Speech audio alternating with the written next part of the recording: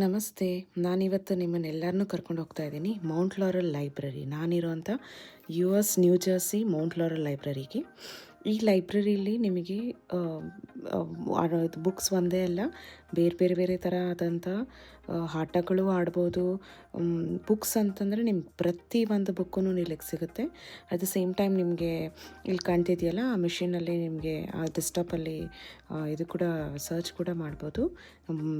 ಒಂದು particular book ಇದು available ಇದೆಯಾ ಇಲ್ಲ ಅಂತ. ಆಮೇಲೆ ನೋಡಿ, ಈ ಡೆಸ್ಕ್ಟಾಪ್ಸಲ್ಲಿ ಚಿಕ್ಕ ಮಕ್ಕಳು ಗೇಮ್ಸ್ ಆಡ್ಬೋದು, ಪೇಂಟಿಂಗ್ ಮಾಡ್ಬೋದು, ಮತ್ತು ಆಟ ಆಡ್ಬೋದು.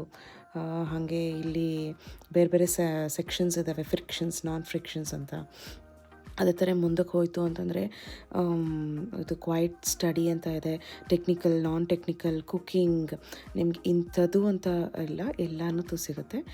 ಬುಕ್ಸ್ ಅಲ್ದಿರ ಇಲ್ಲಿ DVD ಪ್ಲೇಯರ್ಸ್ ಕೂಡ ಸಿಗುತ್ತೆ, ಗೇಮ್ಸ್ ಕೂಡ ಸಿಗುತ್ತೆ.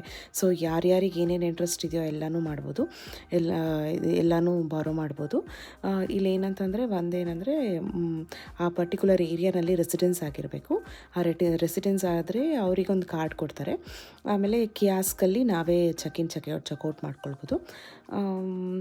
ಸರಿ, ಇಲ್ಲಿ ಓದೋದಕ್ಕೆ ಒಂದಕ್ಕೆ ಬರೋದಿಲ್ಲ, ಬೇರೆ ಇವೆಂಟ್ಸ್ ಕೂಡ ನಡೆಯುತ್ತೆ.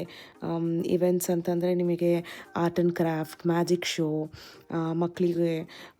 ಸೊ ನಿಮ್ಮನ್ನು ಫ್ರೀ ಇದ್ದಾಗ ಎಂಗೇಜ್ ಮಾಡಲಿಕ್ಕೆ ಎಲ್ಲ ಥರ ಫ್ರೀ ಇವೆಂಟ್ಸ್ ಇಟ್ಟಿರ್ತಾರೆ, ಅದು ಕೂಡ.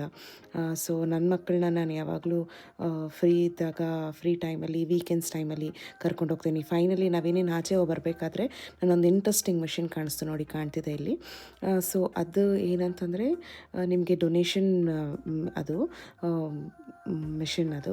ಸೊ ಅದರಲ್ಲಿ ಏನಂದರೆ ಕಾಯಿನ್ಸ್ ಆಗಿದ್ರೆ ಈ ಥರ ರೇಸಿಂಗ್ ಆಗಿ ಅದರೊಳಗಡೆ ಕಾಯಿನ್ ಬೀಳುತ್ತೆ. ಸೊ ಇಂಟ್ರೆಸ್ಟಿಂಗ್ ಅಲ್ವಾ? ಇದು ನನ್ನ ಬ್ಲಾಗ್ ಆಗಿತ್ತು. See you next in the blog. Thank you.